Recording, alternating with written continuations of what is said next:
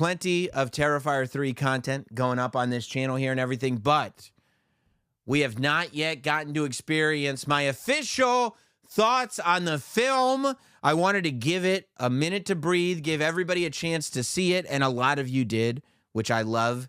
Terrifier 3 came out in theaters opening weekend, this independent film. And by the way, Damien Leone had the opportunity to go to a big studio, get a big fat check, and release it through who knows what studio. But Terrifier 2 was made for $250,000. It goes and makes $16 million at the box office. When that happens, Hollywood comes a knocking and goes, hey, we want the next Terrifier so we can see these kind of margins in our books. Damien, That's it for us. right. Damien Leone says no thank you. Damien Leone instead retains all the power that he had, in terms of his ability to write and to tell the story and to film it and do the whole thing as he sees fit, and gets distribution and producing money through the distributor of Terrifier 2. So the company that distributed Terrifier 2, now they pay Damien $2 million and say, now you make the movie with us instead of just distributing with us. Damien says, okay, makes this thing, and Terrifier 3, which I'm gonna predict this right now, Hot Dog. Terrifier 3 is gonna have its run. After Halloween, it's gonna leave theaters, and it will be back Christmas week. My prediction here is Terrifier 3 gets re-released in theaters for Christmas because it is the rare subgenre that I love. The horror Christmas movie. We've talked about this many times, Hot Dog. I've tried to convince you many times that this is a fabulous subgenre, and there is a new Christmas horror classic with Terrifier 3 after Terrifier 2 made $16 million for its entire theater run, which, by the way, it was not supposed to have. This movie started as a Fathom event. Fathom events? Like this weekend was part of this selective screening. I was one of the Fathom event. I went to see Terrifier 2 through the Fathom event. I go, they're going to do this because I'd seen the first one. And it was so popular, they give it a run in theaters. That's how it makes $16 million. Terrifier 3 in one weekend, $18 million. $18 million. In one weekend, did more than Terrifier 2 its full run. Slams Joker 2 out of the top spot. Joker 2, they said actually somehow lost money. Joker 2 made negative $100, and they have no idea how that's even possible. They said the refund requests were too much. Yeah, they couldn't believe it.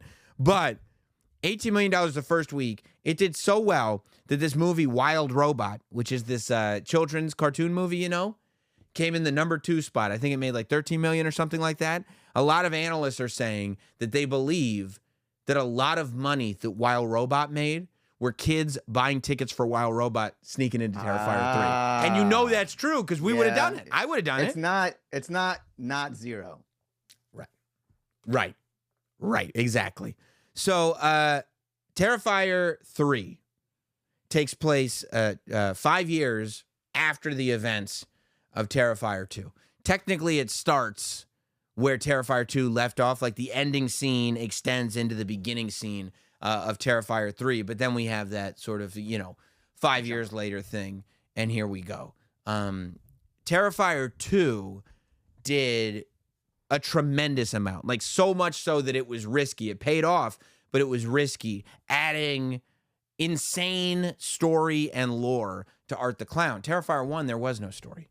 Art the Clown is just this weirdo clown that is stalking these girls and killing them in the most gruesome, gory ways possible. Terrifier 2, you start to get into this almost spiritual realm where things may be dreams, but may be reality. There may be dimensional play going on. There's a connection between the protagonist, Sienna, and the antagonist, Art the Clown, and the people that are with Art the Clown. So Terrifier 3 now takes it a step further. Now, I will say that Terrifier 3 does not go as deep into story and lore as Terrifier 2 did.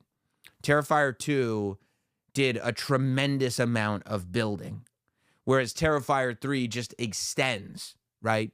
Terrifier 3 is clearly not a conclusion to the story. There's not this big sort of, it's more just like okay, here's what happens next, and here's what gets us to where we need to go. Right. Which I think is essential when you're telling a complicated story like this. You have the same actor back playing Art the Clown, the same actor back playing Sienna, her brother's back, the whole crew is back. And I would say you don't have to see Terrifier 2 before you see Terrifier 3, but it's extremely helpful to see Terrifier 2. Like if you're just going for the kills, which is, by the way, I don't have a problem with that. If you're just going for the kill scenes, then that's fine. Just go for the kill scenes, have a good time, eat your popcorn, throw up in the aisleways of the theater, whatever you need to do. But if you're going for like I want something meaty, a story here, you should probably see Terrifier 2 first.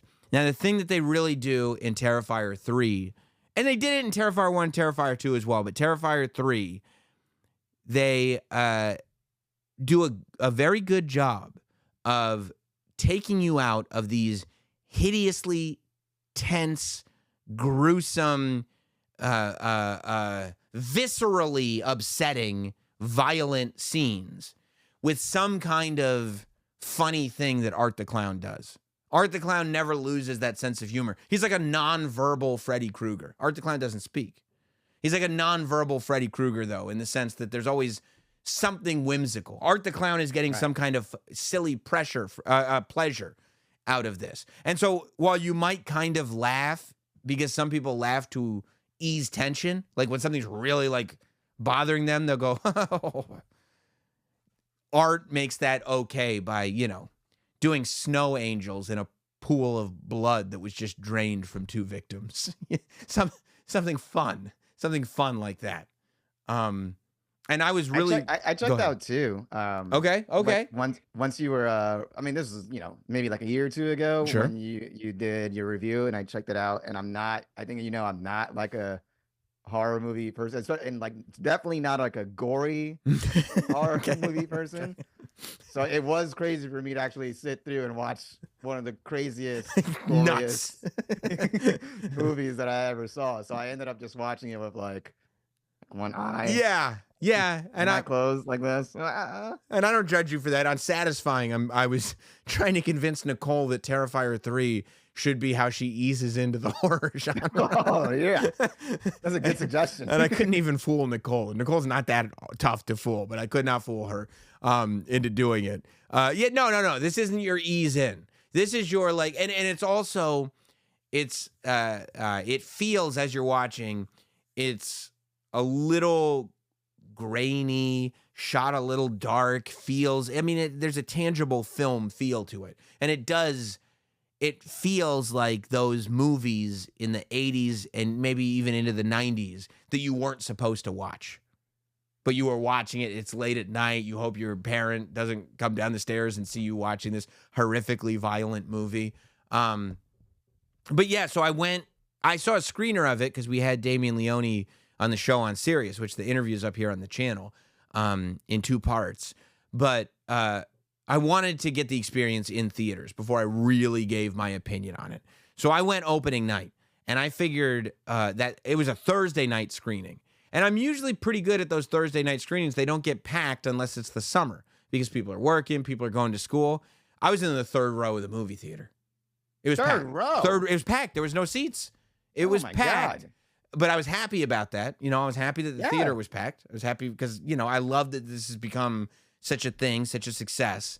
And I was really happy at the amount of people that were laughing at the parts that were meant to be laughed at, that were like reacting in a way. Nobody was throwing up. Nobody was passing out. But there was this like, oh, type of reactions to the points that they should be there too. There was a real appreciation for this. And I love that appreciation has become so much more mainstream. I love that I go to a mall and I hear people that are probably, 16 years old going, I'm going to be Art the Clown for Halloween this year.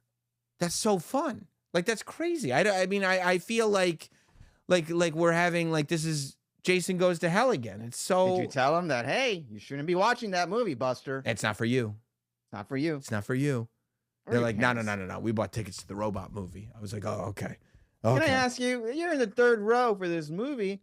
How do you hide during the scary parts? How do you? No you hiding, can't- baby. No. It's right there in your face. I'm wide-eyed. I look like Alex in A Clockwork Orange.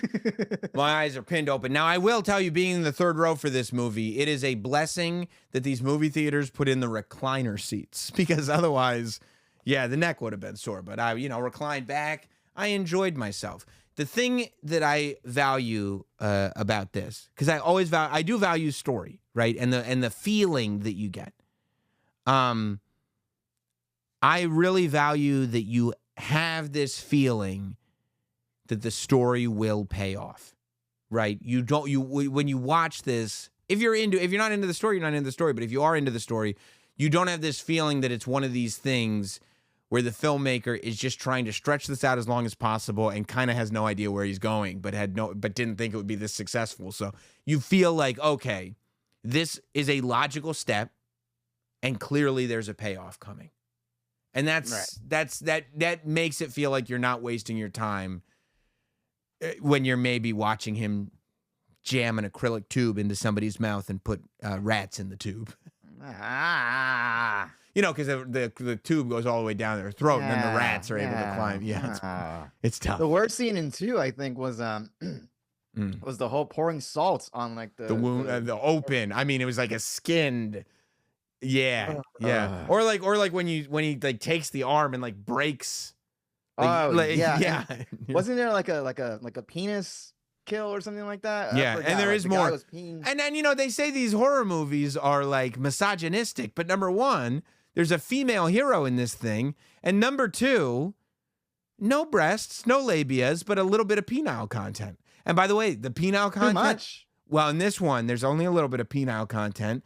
And the penile, and it's humorous penile content. It's good. It's good. I like it. You laughed. I thought it was funny. I thought it was funny. I was picturing. It's a funny thing. It's a funny thing You're to do. a sicko. Yeah, maybe. But he makes. I like stuff that's made for the sickos. What can I tell you? Yeah. Well, yeah. Yeah. What can I tell you? Are you going to see Terrifier 3? Are we going to see this? I think so. You saw 2. Yeah, I did. I saw 2 at home. I would rather watch 3 in theaters. Yes. I think I'd have a less disturbing time if I'm surrounded by people.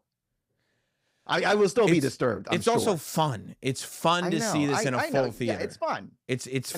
You see it in a full theater. There's a community feel. Everybody's reacting. And you know what's fun about seeing it in a full theater? When you're all walking out. Because you're now all in. Like, it's like you might not have committed the crime, but we all committed the crime. You know what I mean? Like we were all witnesses. You're not leaving, No, I got to go. No. You're staying right here until this is done. You might not have gotten your hands dirty, but you were there. Yeah, no, I mean, like, I want to suffer with other people in the best way possible. Yeah. Bring your girl. Yeah. Of course. Yeah. Except when she sees that urine stain on your pants, she may not feel like she's as protected as she was before this whole thing. Yeah. So, I mean, very much loved the movie. Not surprisingly. Very happy for its success.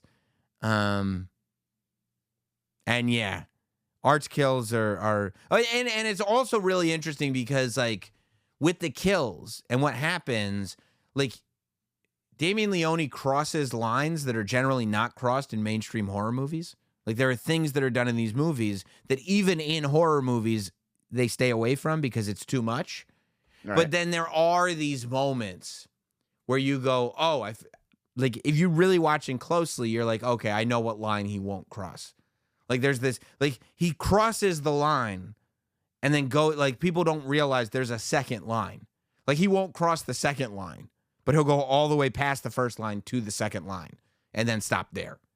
Yeah. Which is, I mean, artful in and of itself. No pun intended. So, yeah, I mean, I already can't wait for Terrifier 4. I love that this is becoming a major franchise. And, I mean, look, it's real rare that you can get to the 4th part of a franchise and still be enthused and not be going, at least somewhat ironically. Well, because it also feels like, I mean, in a weird sense, it feels like 3 is like its first mainstream. I mean, I know 2 was huge, but 3 is really feeling like people are getting to know this character for the first time. So Yes, and also 2 was huge, but it grew to be huge. right. Terrifier 2 was not intended to be a mainstream movie, and it wasn't until, like, it had to slowly but surely find its audience, and then boom, it hit. This is the first one where it's like, Terrifier 3 is coming. Here is the opening weekend. It's opening across the country, globally. It's having a premiere in France. Like, this is the one you've been waiting for. And then it drops, and boom, here we go. Off to the races. Yes. This is the one that even horror people who aren't into horror movies are now getting to recognize the character and be like, "Oh, that's Art the Clown from that movie." That's right. That's right.